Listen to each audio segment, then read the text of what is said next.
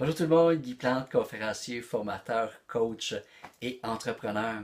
Écoutez, aujourd'hui, j'ai décidé de vous parler d'une petite formule que j'ai établie au fil du temps, grâce à mes expériences antérieures à titre d'entrepreneur principalement. J'ai eu le privilège de fonder 2 entreprises.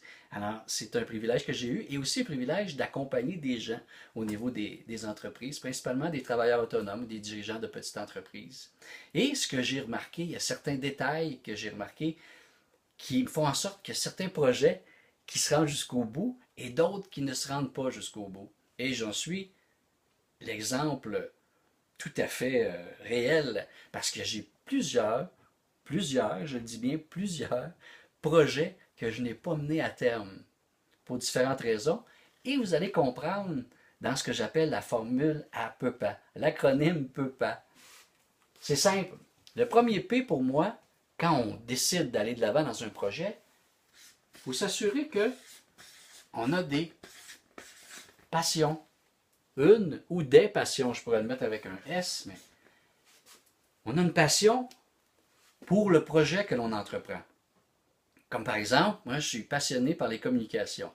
Donc, de faire une conférence, de m'adresser à une foule, c'est le summum.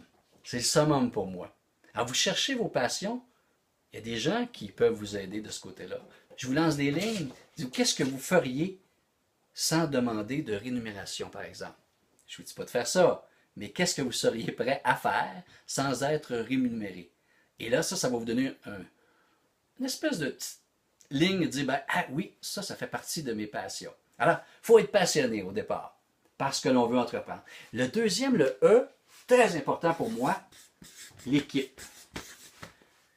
Comment je suis entouré? Je dois être entouré de gens qui vont m'aider à avancer dans mon projet. Pas qui vont me retenir, qui vont m'allumer, qui vont m'amener ailleurs. Et n'hésitez pas à rencontrer des gens qui ont eu du succès et leur demander leur formule à eux. Ces gens-là qui ont eu du succès se font un plaisir de partager leur succès. Ils sont fiers de ça. Et ils ne vous jalousent pas surtout. Alors très souvent, les gens qui vont vous bloquer, ce sont des gens qui vont souvent vous jalouser, de craindre que vous réussissiez. Alors, assurez-vous d'être bien entouré. Autre chose, l'autre P pour persévérance. Et oui, il faut être en mesure de persévérer. Il faut s'attendre à travailler lorsqu'on lance un projet, lorsqu'on veut aller de l'avant avec quelque chose. Ça n'arrive pas tout seul. Et ce n'est pas les gens qui vous entourent, ce n'est pas les gens que vous allez mettre dans votre équipe qui vont faire le travail pour vous.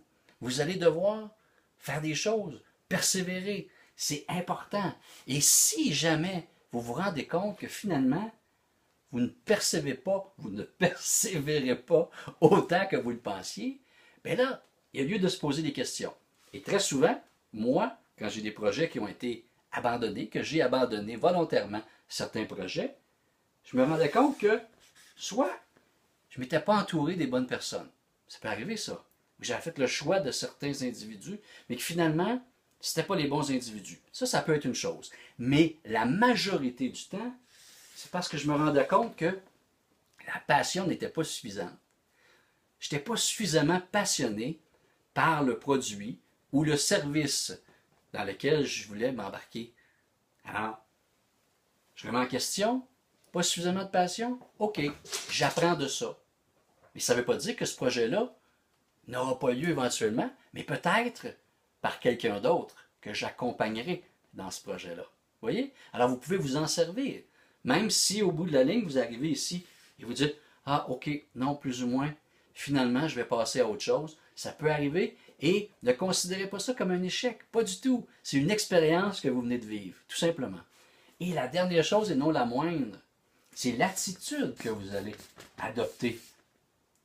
Je m'excuse, attitude. Mal écrit, mais je vous le dis, attitude. Alors 85% des réussites viennent de l'attitude que les gens ont adoptée. Et on dit que seulement que 15% en rapport avec les connaissances ou tout le reste. Alors l'attitude que vous allez adopter face au projet que vous désirez mener. Alors voilà ce qui était pour la formule à peu près, les amis.